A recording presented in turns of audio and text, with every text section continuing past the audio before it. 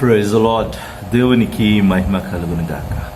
Vision QT fellowship YouTube channel వీక్షకులందరికీ యేసుక్రీస్తు నామములో వందనాలు తెలియజేస్తాను. మిమ్మల్ని అందరినీ ఈ విధంగా కలుసుకోవడం చాలా సంతోషంగా ఉంది. ప్రియమైన వాళ్ళారా, మీరందరూ బాగున్నారు కదా. మనము ద్వితీయోపదేశ కాండము నుంచి ధ్యానాలు ముగించుకున్నాం. ఈ రోజు నుంచి కొన్ని రోజులు కీర్తనలో నుంచి ధ్యానం చేసుకోబోతాం. నేడు మన ధ్యానం కోసం ఏర్పాటు చేసుకున్న వాక్య భాగం ఏమనగా కీర్తన 103 1-14. దయచేసి మీ దగ్గర బైబిల్ ఉంటే తెరవండి, కలుసుకుని వచనాలు చదువుకొని మనము ఆ ధ్యానాలకు వెళ్దాం.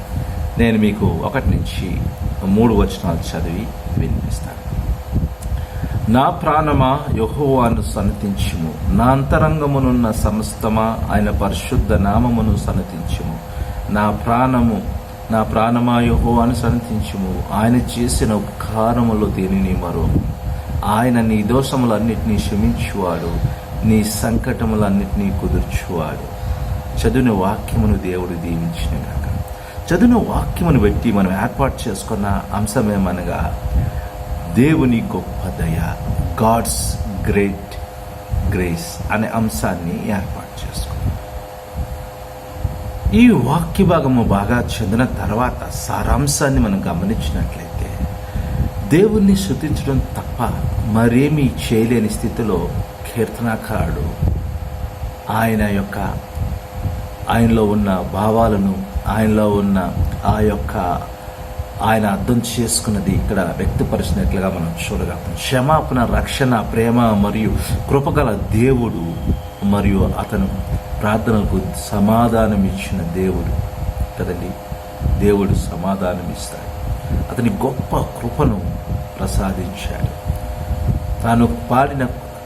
తాను పొందిన కృప నిజానికి ఇశ్రాయేలీలు పాత రోజుల నుంచి, పూర్వకాలము నుండి వారు అనుభవిస్తున్న దేవుని కృపను అతను జ్ఞాపకం చేసుకున్నాడు. ఎందుకంటే ఇశ్రాయేలు చరిత్రలో మనం చూసినట్లయితే దేవుడు అనేక సార్లు వారి చేతుల్లో గొప్ప కార్యాలు చేశాడు, గొప్పగా వారిని నడిపించాడు.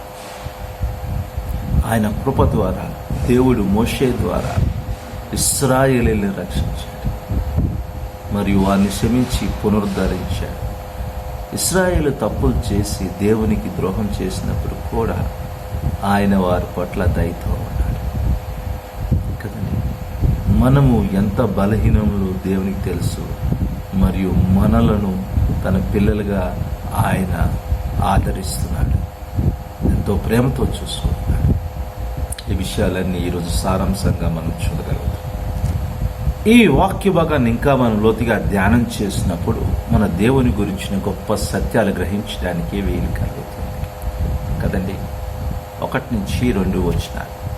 దేవుడు ఎల్లప్పుడూ మన స్తుతికి ఆయన అధిపతి కదండి, మరియు కర్త. దేవుని స్తుతించమని మరియు ఆయన చూపిన కృపను ఎప్పటికీ మర్చిపోవద్దని కీర్తనాకారుడు తనతో తన ప్రాణమును చెప్పుకున్నాడు కదండి. మన తలపై వెంట్రుకల సంఖ్య కూడా ఎరిగిన మన దేవుడు మనకి అత్యంతమైన కృపను చూపుతున్నాడు. దీన్ని మనం ఎల్లప్పుడూ గుర్తించుకోవాలి. ఆయన చూపుతున్న ప్రేమ, కృప, దయను మనం అర్థం చేసుకున్నామా? ఏ విధంగా అయితే కీర్తనకారుడు తనతో తాను చెప్పుకుంటున్నాడు, ఈరోజు మనం కూడా ఆ విధంగా ఉండాలని దేవుడు కోరు. ఎందుకంటే ఆయన చేసిన మేలులు మనం జ్ఞాపకం చేసుకుంటే దేవునికి నమ్మకంగా జీవించగలం. లేకపోతే ఆయన చేసిన అద్భుతాలు మర్చిపోతే మనం ఎప్పుడూ కూడా దేవుని స్తుతించలేదు. కనపరచు, ఆలోచించండి. ఈ వాక్య భాగమును ఇంకా మనం లోతుగా ధ్యానం చేసినప్పుడు దేవుడు మనకు నేర్పే పాఠమును గ్రహించడానికి వీలు కలుగుతుంది. 14వ వచనం. మన బలహీనతను గురించి దేవునికి తెలుసు. ప్రజలు ఎంత సులభంగా పాపం చేస్తారో ఆయనకు తెలుసు. కాబట్టి ఆయన మనపై కనికరం చూపి మనలను క్షమించే దేవుడు, మనల్ని అర్థం చేసుకునే దేవుడు, మన హృదయాన్ని చూసే దేవుడు. మనలో నిజమైన ప్రేమను మాత్రమే కనుగొంటానని నిర్ధారించుకోవాలి. భవిష్యత్తులో మన దేవుని నుండి ఎలా ఎక్కువగా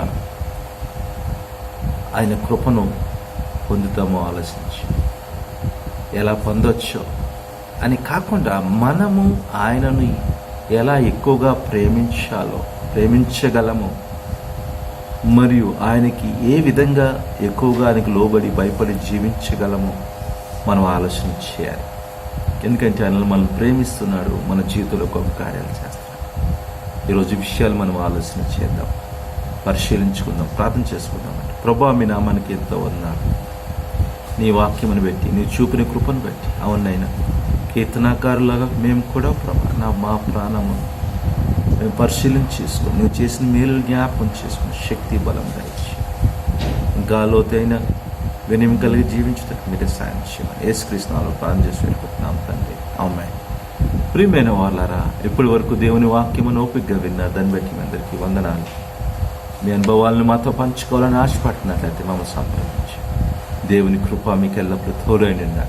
ఆమేన్.